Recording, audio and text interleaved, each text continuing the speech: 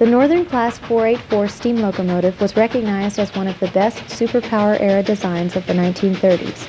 The wheel arrangement was 484, 4 pilot wheels, 8 larger drive wheels, and 4 trailing wheels under the locomotive cab. Railroads throughout the United States preferred to use their Northerns in heavy passenger service or to haul fast freight. A balance of power and speed made the 484 an attractive design. The advent of the diesel engine ended the productive use of the steam locomotive. The Northerns were one of many classes which were retired long before their operating potential had been reached.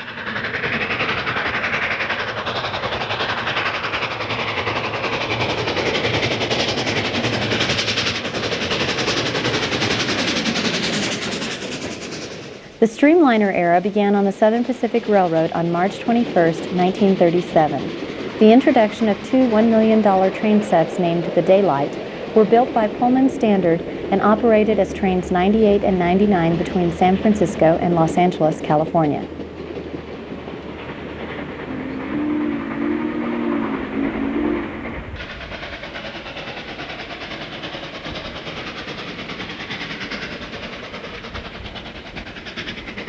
The GS series steam locomotives were given streamlined skirting and assigned by the Southern Pacific to the Daylight streamliners. The most famous 484 Northern of the GS series was the GS4.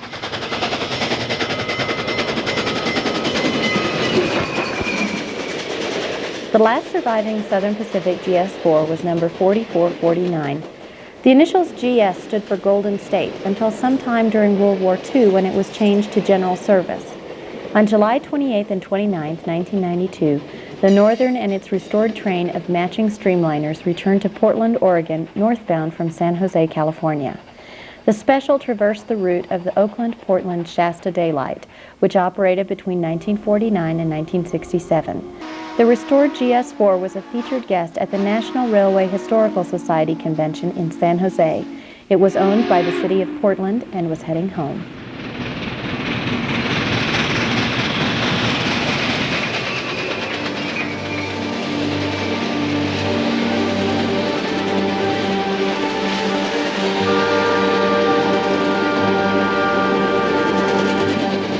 Two Southern Pacific GS-class steam locomotives were saved from scrap. Number 4460, a GS6 built in 1943, was donated to the National Museum of Transport in St. Louis. GS4 number 4449 was donated to the city of Portland. It sat as a static display in the Rose City's Oaks Park for 16 years until restoration began in 1974.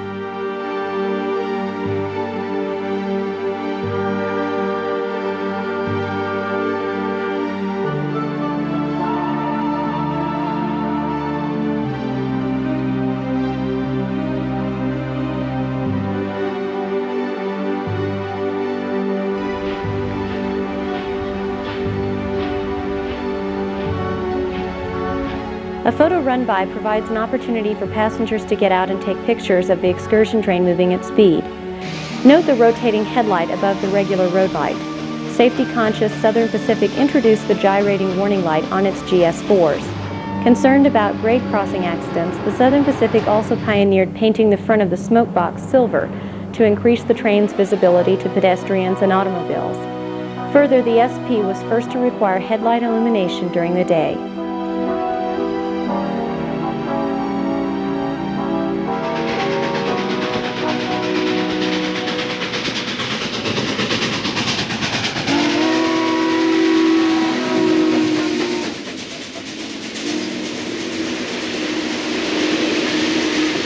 The discontinuance of the Oakland-Portland Shasta Daylight in 1967 was symbolic of a general decline in passenger rail service throughout the United States. The National Railroad Passenger Corporation was created on May 1, 1971 to nationalize passenger rail service under the federal government.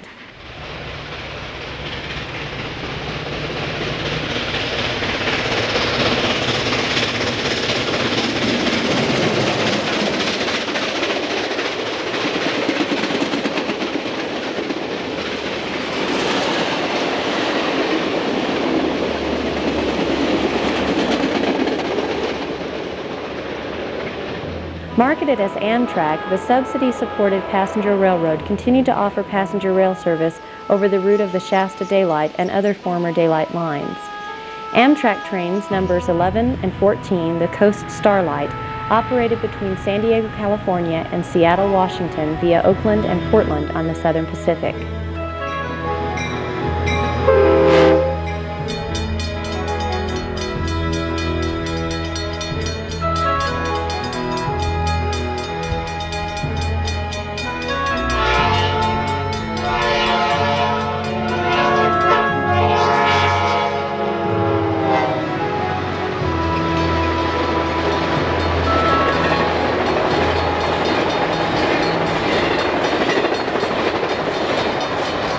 I think he's going to take that siding into the yard, you know, that little yard over on the other side. Isn't that what I just said, Sean? Is that what you just said? That's Kelly? what I thought I just said.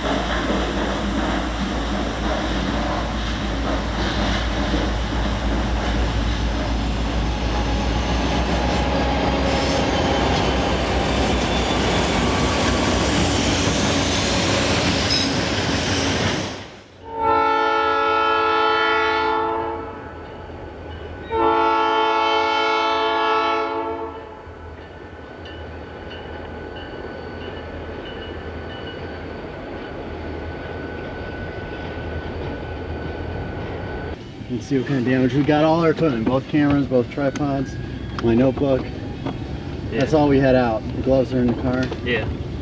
Alright, those lights are bright. We should come back here after this. Yeah, okay. Let's see if we can catch this guy. We're guessing that this is the smaller one of the two. Yeah.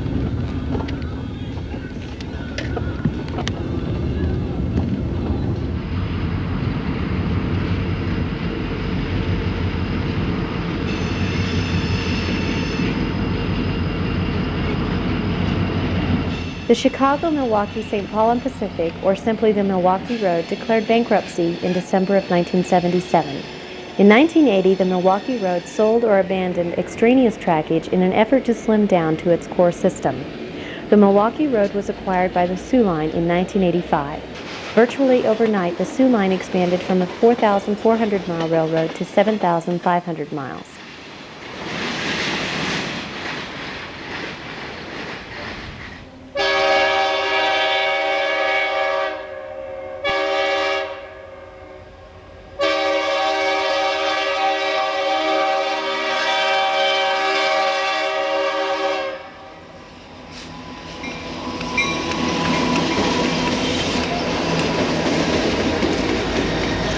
So, well, give us a little info here. What train was that? That was a northbound Soo Line general freight grain train heading for St. Paul, Minnesota. Probably originated in the Quad Cities.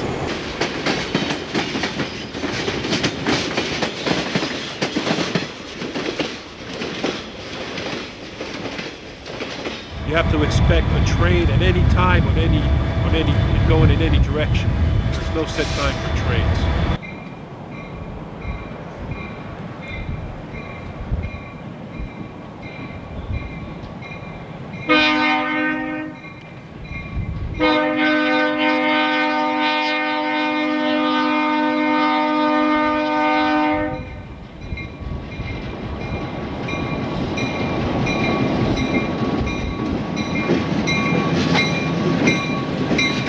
As we just backed over a parking block as we were looking for trains. Guys, let's get out of here. As you can see, really, there is no damage to the car, so everything worked out pretty well.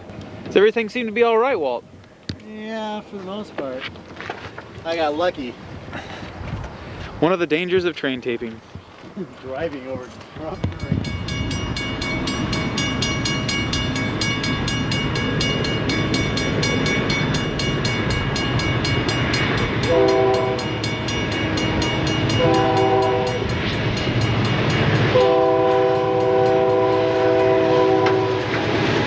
The chasing is exciting.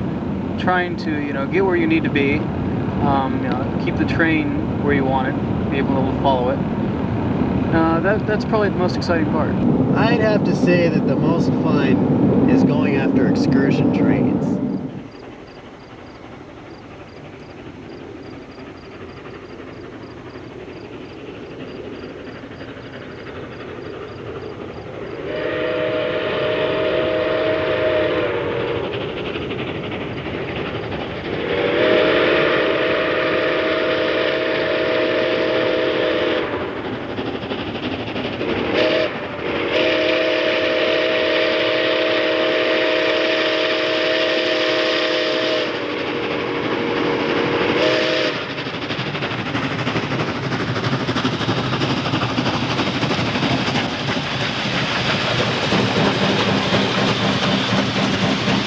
Chicago, Milwaukee, St. Paul and Pacific number 261, a 484 Northern S3 class steam locomotive, hauled a train of privately owned passenger cars west out of Minneapolis on Burlington Northern Santa Fe trackage.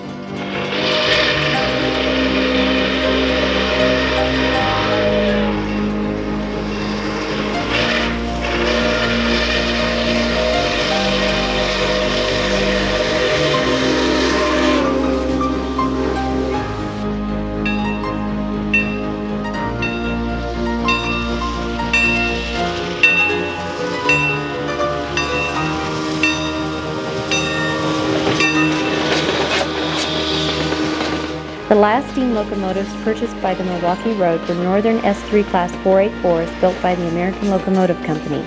Numbers 260 through 269 were delivered in July 1944. The Milwaukee Road relied on this order of Northern 484s to handle a surge in both passenger and freight traffic during World War II.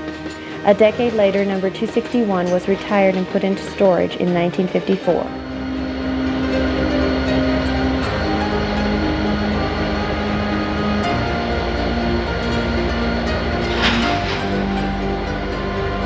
The steam train stopped in Wilmar, Minnesota before continuing west to Benson to turn around. Burlington Northern Santa Fe yard and shop facilities were located in Wilmar. The former Great Northern line through Wilmar became Subdivision 2 of Burlington Northern's Minnesota Division.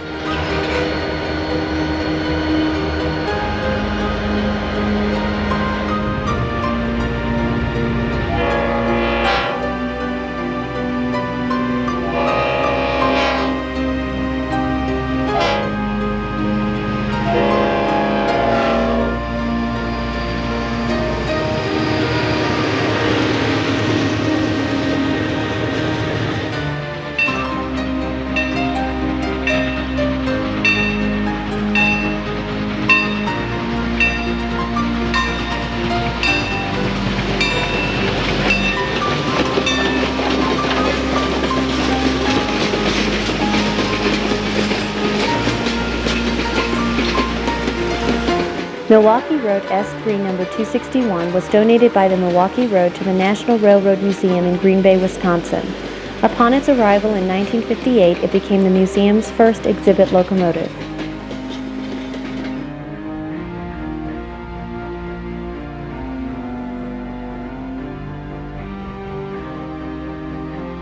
Two round trips took place during the weekend of May 17th and 18th, 1997, hosted by the Friends of the 261.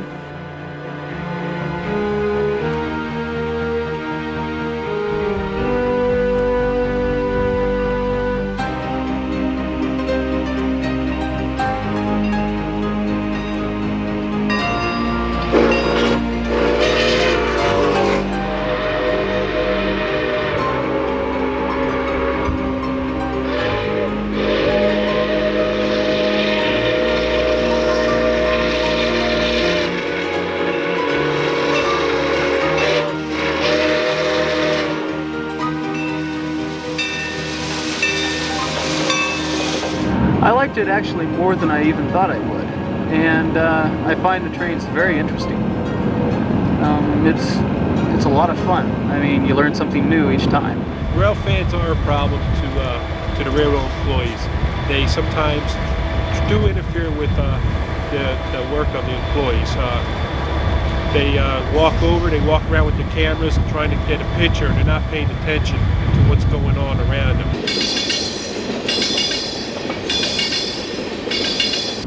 Well, that'd be the worst with an excursion train. Chasing after an excursion train running at 60 miles an hour, you're going 80. And you get pulled over. Get pulled over and you're watching this excursion train go by. Waiting can be a problem. I think the longest that I ever waited for a train was 3 hours. And did it finally appear? One did finally come, and it was a good shot. So in that light, it was worth it. But it was quite a long wait.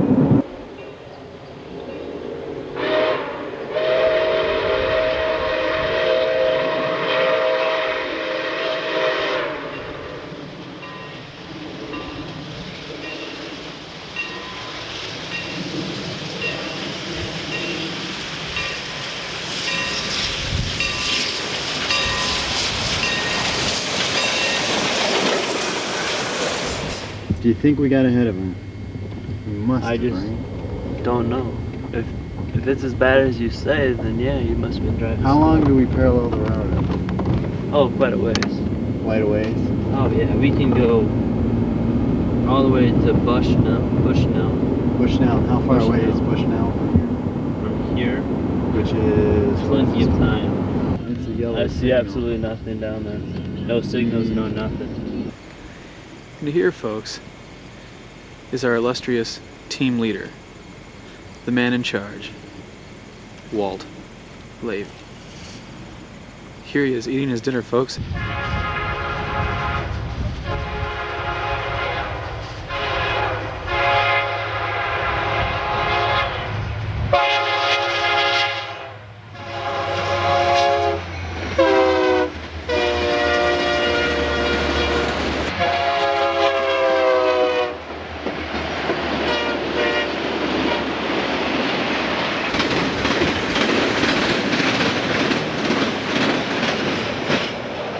Oh yeah, right there. Don't move.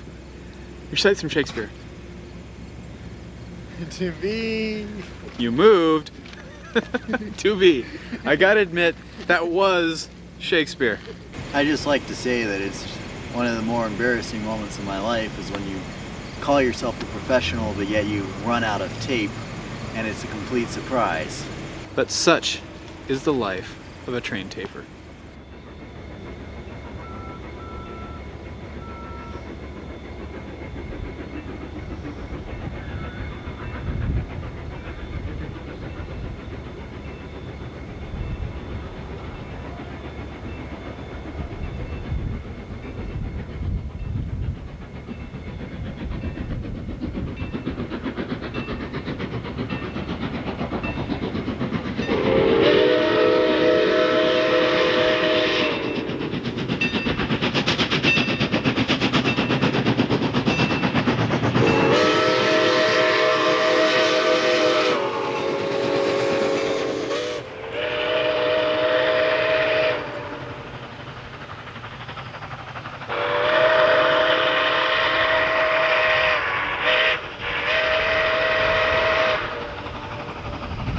The restored Northern number 261 moved for the first time under its own power on September 14, 1993. The cost of complete restoration approached $750,000. At one time, there were 52 484 steam locomotives owned by the Milwaukee Road.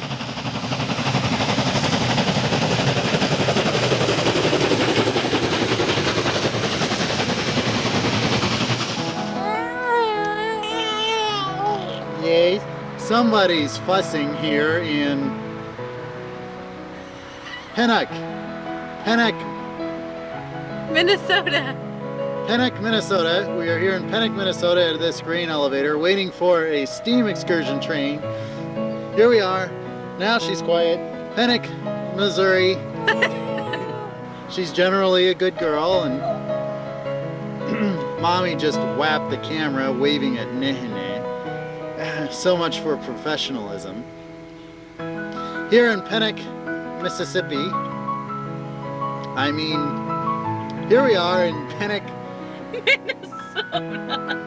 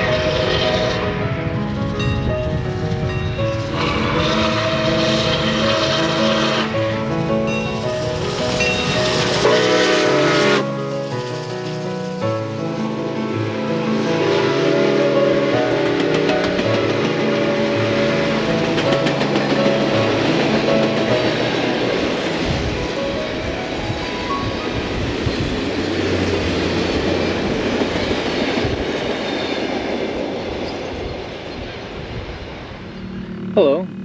Well, here we are embarking upon another journey from Mount Vernon to go train taping.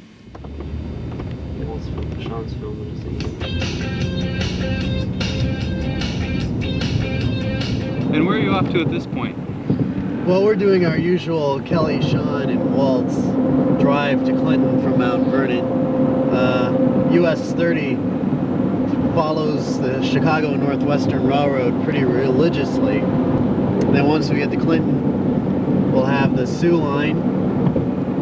It's north-south line from the Quad Cities to the Twin Cities. And you know, if the CNNW isn't running any trains, which they haven't been so far, hopefully the Sioux line will be.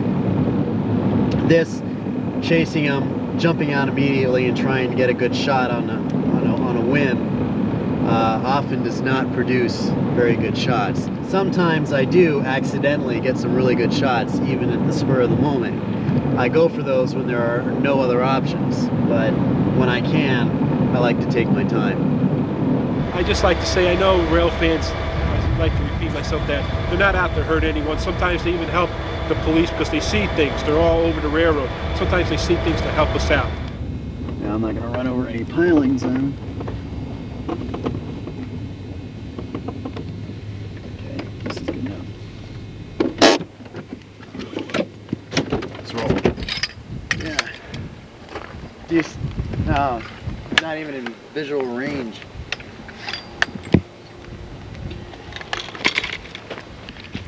Well, how long have you been train taping with Walt now? How long? 2 years. 2 years? What got you interested? I was bored one day and Walt suggested to go train taping. It just happened that I kind of liked it. What do you enjoy most? The chase. Ah. Chasing the train down, catching up with it, getting far enough ahead so Walt has enough time to get out and set up and get a decent shot. What first got you interested in this? Well, one day Walt and I were both bored and we were trying to decide what to do. And we talked about renting movies, but that was boring. Now I'm getting excited about actually filming since we got the school camera today. Alright, going out for the long one. Ah! As usual, when we're waiting for trains, Sean, Kelly, Walt get out the baseball gloves. Today, they have no homework. Today, Walt threw long. Oh, tag him. Walt gets a little carried away. A little high. And you found the entire affair enjoyable, eh? Yeah, Train, guys. I found Sorry to break up the interview.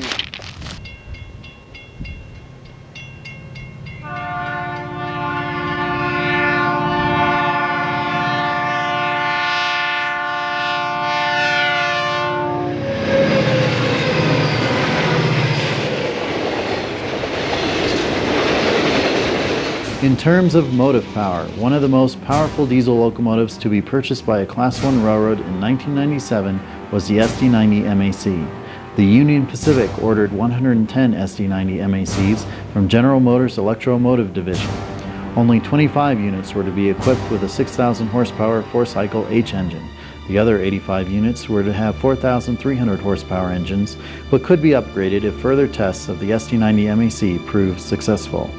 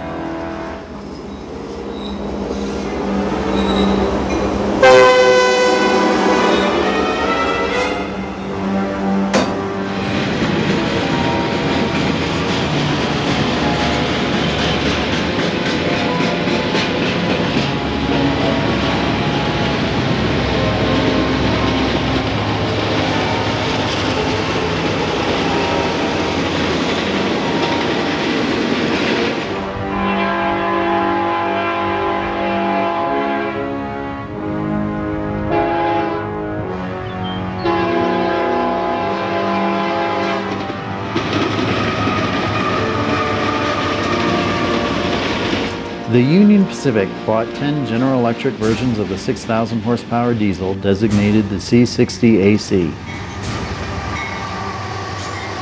However, a larger investment went into the purchase of 150 4,400 horsepower C44AC diesels. 10 units painted in UP Armor Yellow but initial GECX were on loan to the Union Pacific from General Electric until the locomotive order could be completed. The Super Railroad planned on spending $615 million on new diesel purchases in 1997. Almost 6,400 units made up Union Pacific's locomotive fleet.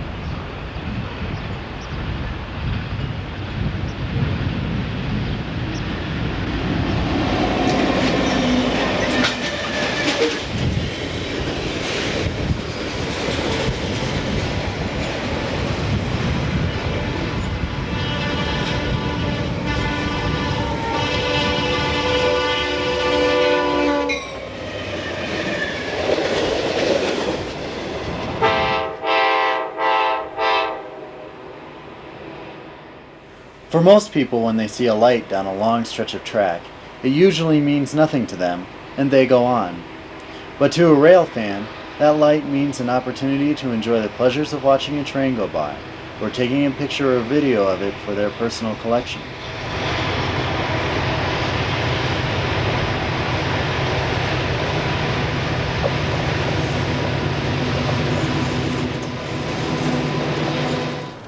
I started rail fanning about 15 years ago as a result of model railroading and collecting old toy trains, and that projected itself into collecting some railroadiana and getting out doing some photography. But now in this age of inexpensive video cameras and high-tech photography, well, I use three different kinds. I use a Canon, a Nikon, and then just this little pea shooter, I call it, for portability purposes when I'm traveling on business. Well, I really don't find too many problems with either one. Usually if I'm out shooting prints, I wished I had the slide camera. And when I'm shooting slides, I wish I had the print camera.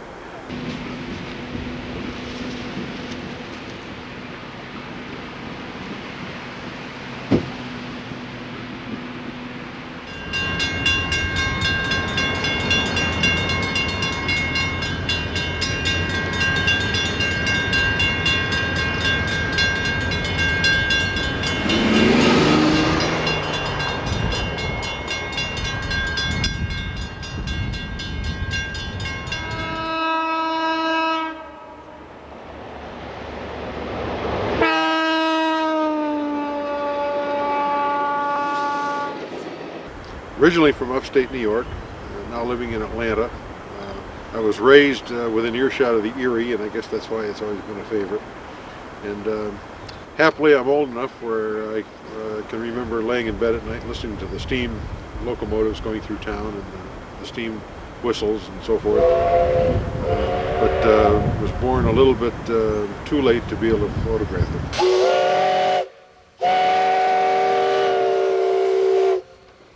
Tape recorder. It would record the sounds of the trains.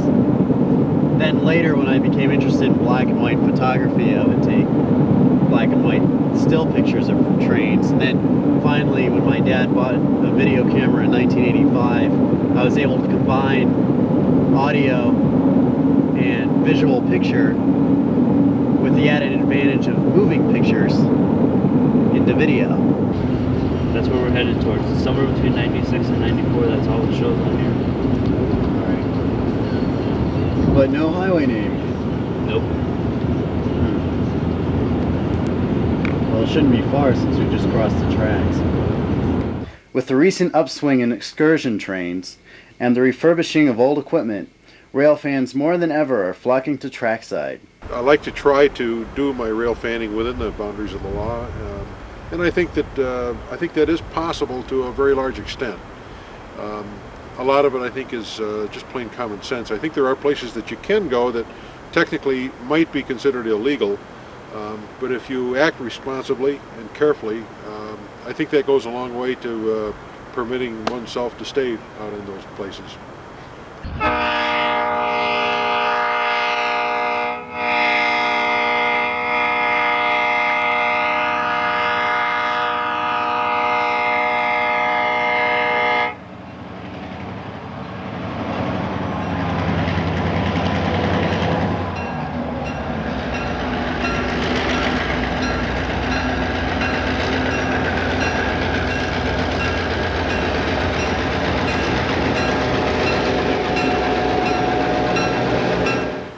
The other time, I think the railroad police were just simply overreacting. The place that we were set up to photograph was not unsafe at all. But we were asked to leave. We even asked the officer if he could stay there with us because the shot we were going to take in about 30 seconds. And he just absolutely refused and dramatically flipping his coat open to show us that he was carrying a weapon, which was a little unnecessary.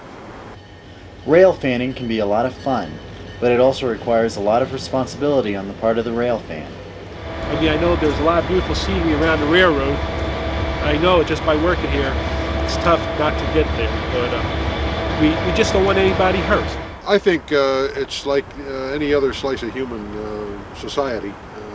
I think there are very friendly, agreeable, helpful railroad police officers. I found some of those too. So I can't, I think categorically, I find no fault with the kind of receptions I've encountered on the railroads. And most times when I've asked permission to be on the property to photograph, I would say 99 times out of 100 I've been given permission. This is Dave's documentary of train taping. Here is Walt's car. Now where's Walt? Ah, here we go. Here's Walt. Hi, Walt. In Lloyd's, Maryland, I heard a freight train off in the distance, and so I aimed my camera in that direction, and I was trying to listen for that train, but there was a commuter train behind me that I didn't see until the last minute, because those commuter trains are really quiet. They're not like the freight trains that you can hear for miles. And this commuter train was right behind me before I noticed it. And I whipped the camera around and I barely got a shot.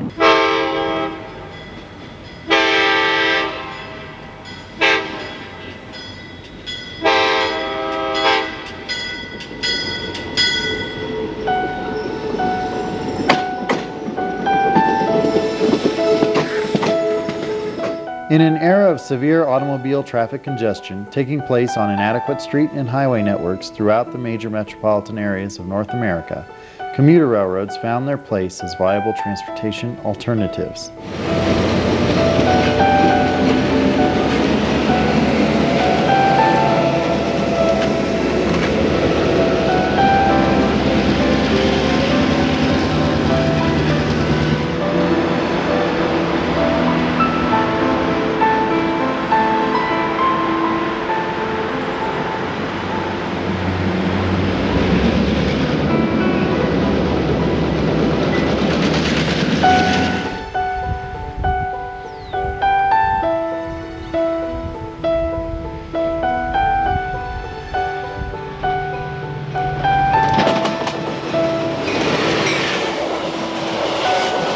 Daily commuters are riding the passenger trains as exemplified by Chicago Metra's ridership record set in 1997.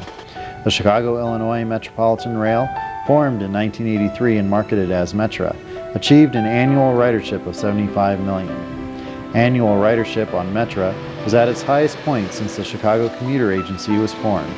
Metra operated commuter trains from 4 downtown stations over 12 routes, which fanned out to Chicago area suburbs.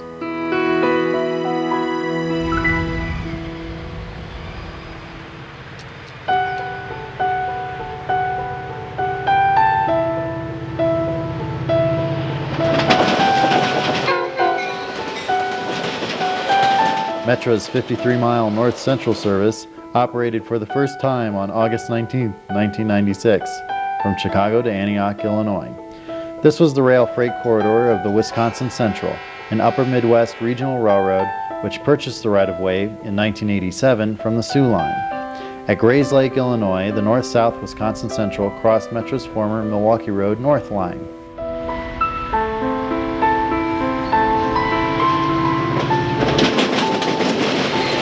This was the year Metra opened Chicago's first new commuter rail line since 1926.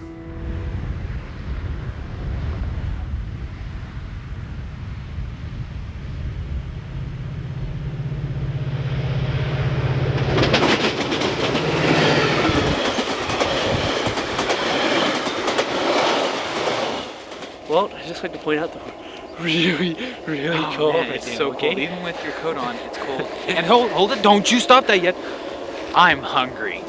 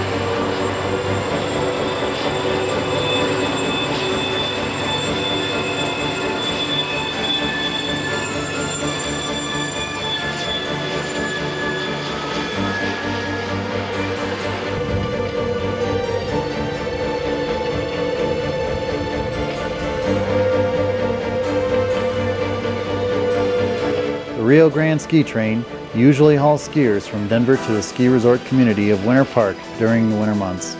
Winter Park is located on the former Denver and Rio Grande Western Moffat Tunnel route, just west of the tunnel's west portal.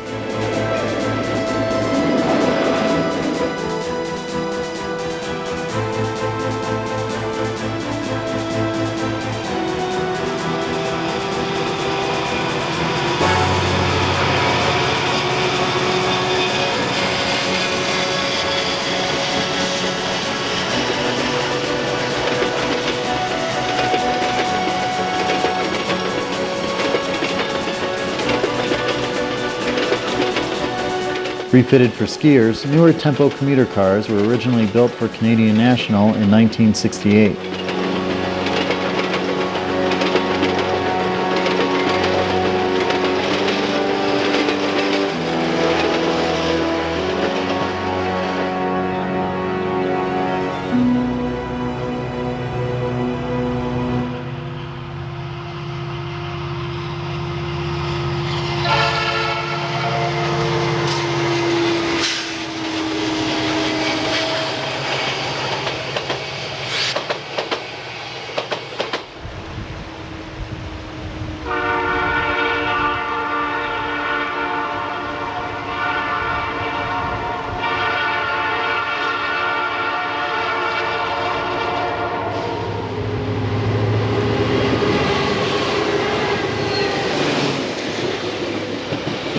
The last three locomotives purchased by the Denver and Rio Grande Western were 4-axle GP60s built by General Motors' Electromotive Division.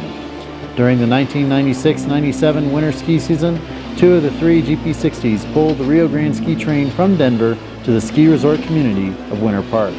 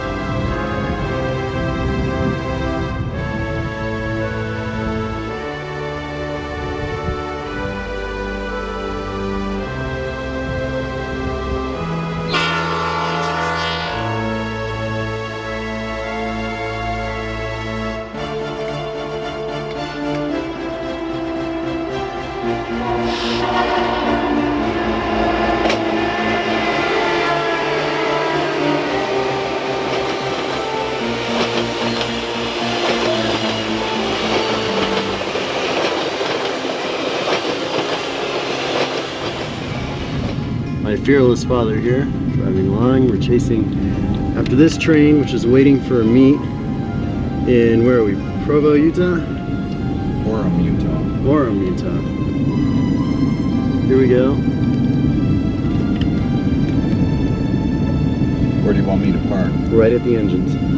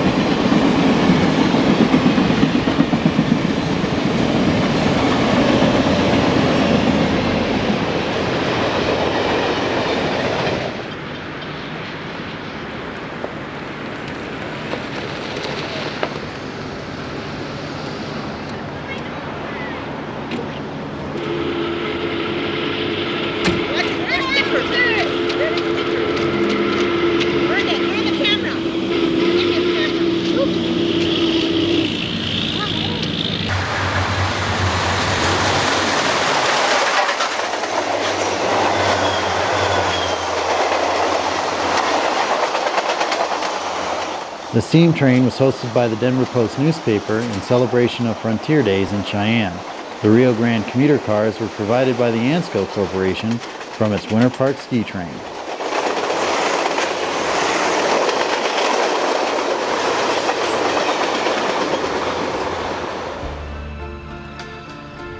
The Central Coast chapter of the National Railway Historical Society sponsored an extraordinary passenger train with Union Pacific Northern 844 at the lead. A roundabout trip from Denver, Colorado to Salt Lake City, Utah took place via Colorado Springs and Pueblo over the Joint Line and through the famous Royal Gorge over the Tennessee Pass Line.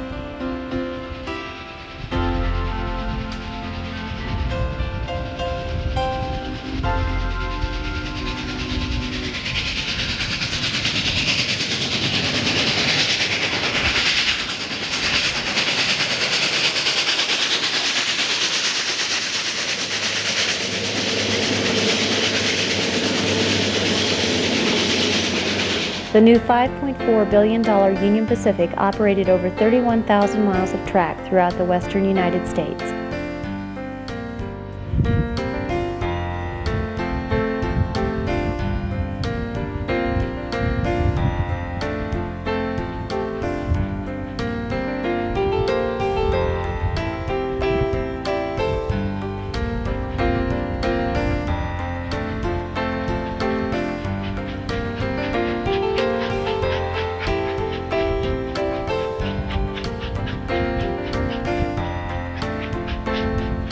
The Tennessee Pass Special left Denver Union Station and headed south on June 21, 1997.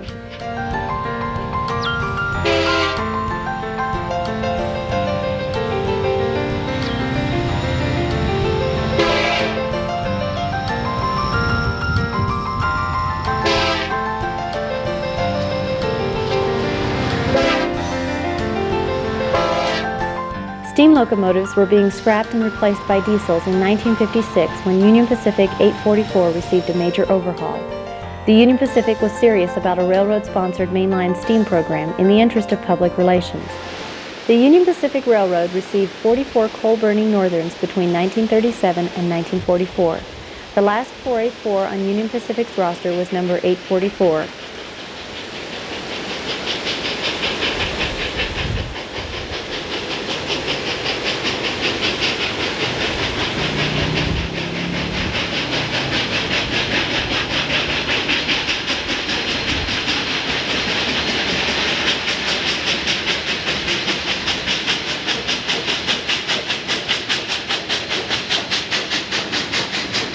The next morning, on June 22nd, Northern 844 led its train through the 1,053-foot deep Royal Gorge.